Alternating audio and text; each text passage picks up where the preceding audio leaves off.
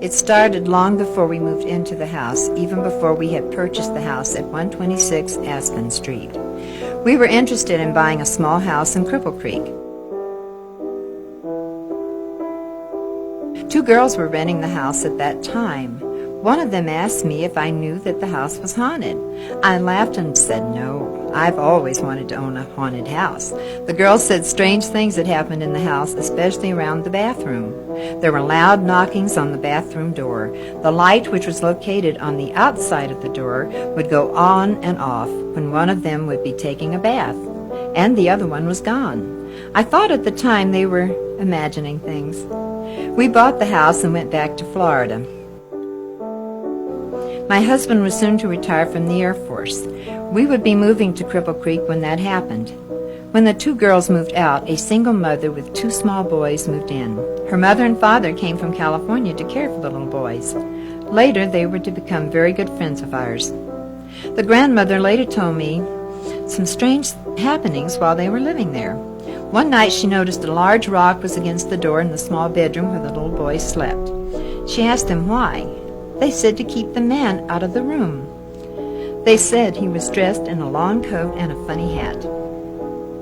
Years later, my son, who knew nothing about this, was sleeping on the couch in the front room, and suddenly a man appeared dressed in a long overcoat and a derby hat.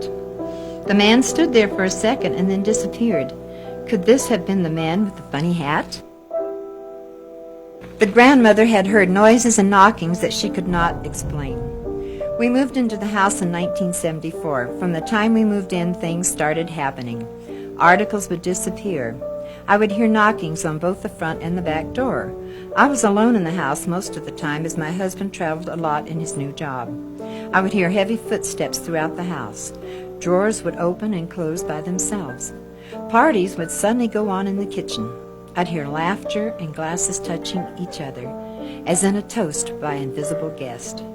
We called our ghostly boarder Ed, or were we really the boarders? The name Ed O'Brien came up one night on the Ouija board. Later, a spoon was found buried in the backyard with the initials OB engraved on the handle. I was never afraid when I was alone. Many times I would feel as though someone was standing right behind me, just watching me. Of course, there was never anyone there. However, there were others who ventured into this house who were afraid. We had hired an electrician to rewire our cellar. He came running upstairs. He was scared. He said he couldn't work down there.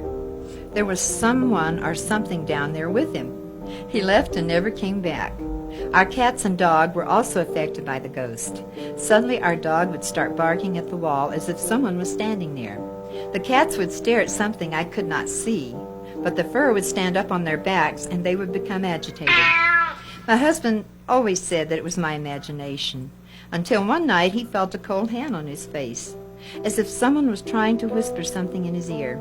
He told me about it, not knowing that I had experienced the same thing a few nights before.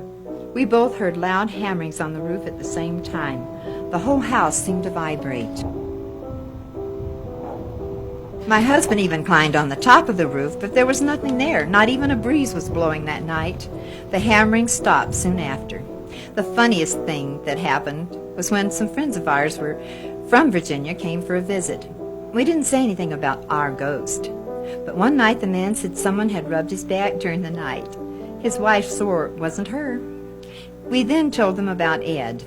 They left the next day. We've left the old house now, and I believe I actually miss that ghost. I feel as if I've lost a friend.